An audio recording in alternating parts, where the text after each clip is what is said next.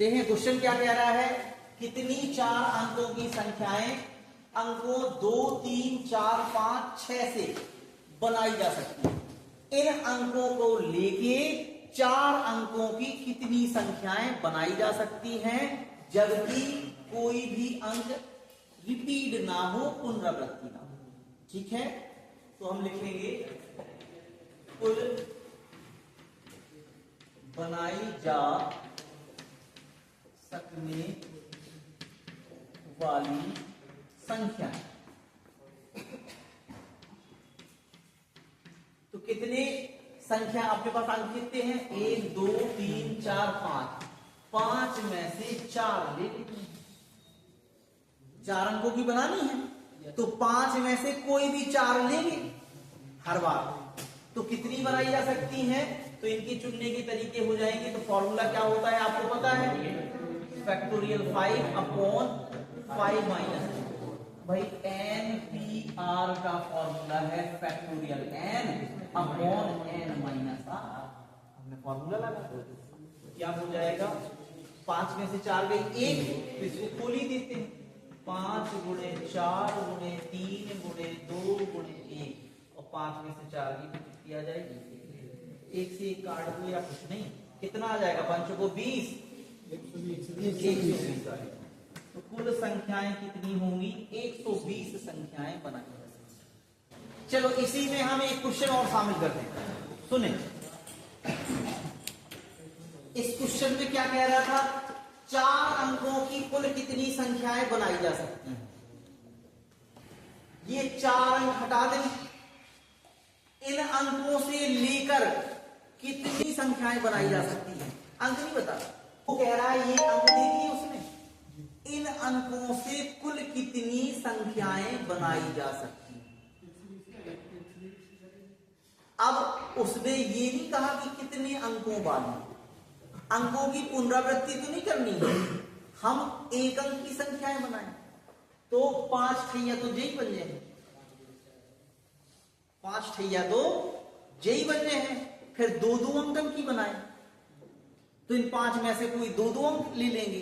फिर 3-3 अंकों की बनाए, तो 5 में से 3 ले लेंगे।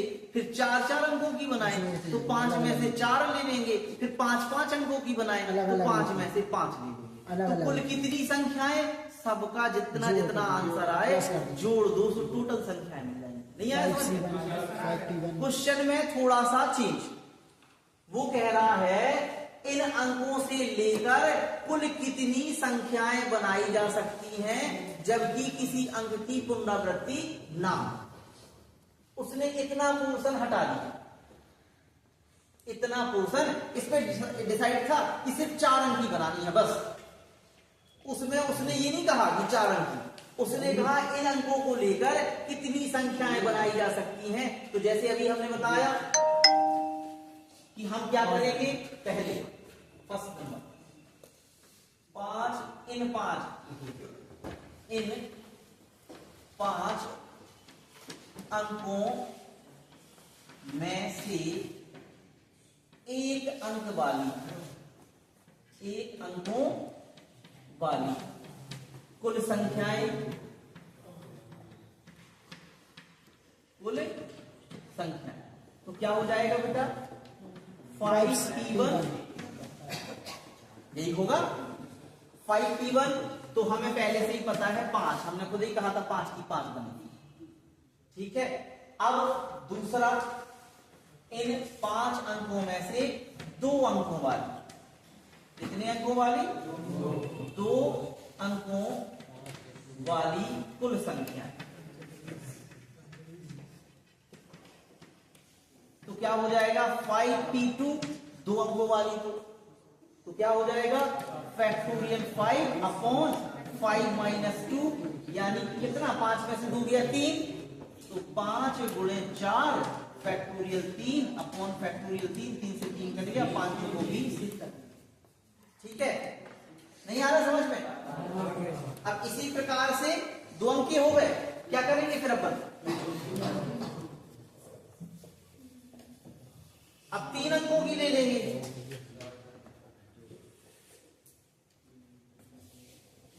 इन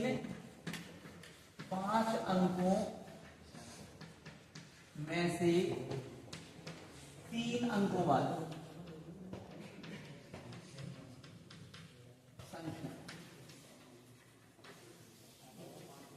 कितना हो जाएगा 5p3 ये हो जाएगा ना, तो फैक्टोरियल 5 अपॉन 5 माइनस 3, 5 में 3 गई 2, तो 5 4 3 5 को 20 20 30 60 हो गई। अब इन 5 अंकों में से कितनी 4 अंकों की कितनी हो जाएंगी 5p4 120 और फिर 5 अंकों में से 5 अंकों की 5p5 फिर से 120, तो कुल संख्याएं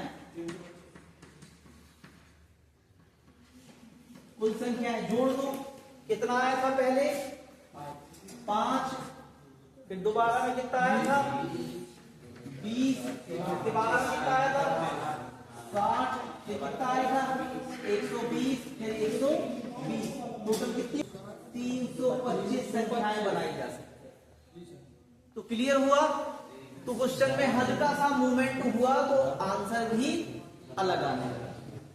ठीक है।